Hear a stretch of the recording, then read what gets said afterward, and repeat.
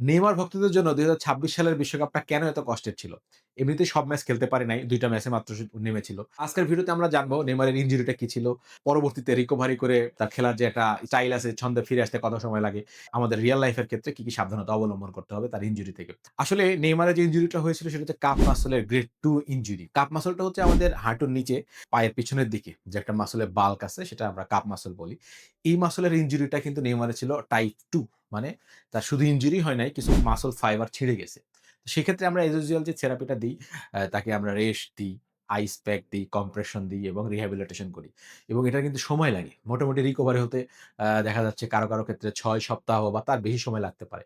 আর নেইমারের ইনজুরিটা হয়েছিল কিন্তু বিশ্বকাপ শুরু হওয়ার মাত্র ২-৩ সপ্তাহ আগেই। এজন্য ফুল রিকভারি কিন্তু করতে পারে নাই। এইখানে যদি ফুল স্টেন দেওয়া হয় বা ফুল রিকভারি না করে যদি মাঠে নামে, সেক্ষেত্রে কিন্তু ইনজুরিটা পার্মানেন্ট হয়ে যেতে পারে। মানে আরো মাসল ফাইবার ছিঁড়ে যাবে এবং পরবর্তীতে দেখা যাচ্ছে তার খেলতে কিন্তু আরো জটিলতা ক্রিয়েট হবে। এজন্য নেইমারের এই সমস্যাটা ছিল হচ্ছে কাফ মাসলের আ স্টেইন পিছনের দিকে এবং গ্রেড 2 ফুল রিকভারি করা ছাড়া এটা খেলা কিন্তু পসিবল না। এখান থেকে আমাদের শিক্ষা হচ্ছে আমাদেরও কিন্তু খেলাধুলা, ক্রিকেট, ফুটবলে খেলার সময় কিন্তু অনেক সময় পায়ে টান লাগে।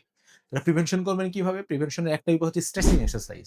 মানে ডিরেক্ট কোন জিমে চলে যাওয়া বা ডিরেক্ট আমি ফুটবল খেলতে গিয়ে বা ক্রিকেট খেলতে গিয়ে বা ডিরেক্ট একটা দৌড় এটা দেওয়া যাবে না। এগুলা করার আগে অন্তত ৫ মিনিট একটু ওয়ার্ম আপ বা একটু স্ট্রেচিং এক্সারসাইজ করে মাসল গুলাকে ফ্লেক্সিবল করতে হবে। প্রচুর ব্যথা হলে কিন্তু ওয়েট করা যাবে না। কারণ এখানে একটা মারাত্মক একটা জিনিস হয় ডিভিটি বা ডিপ ভেন থ্রম্বোসিস।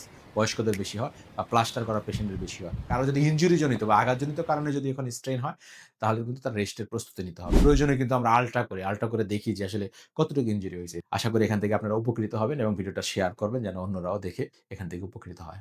ধন্যবাদ।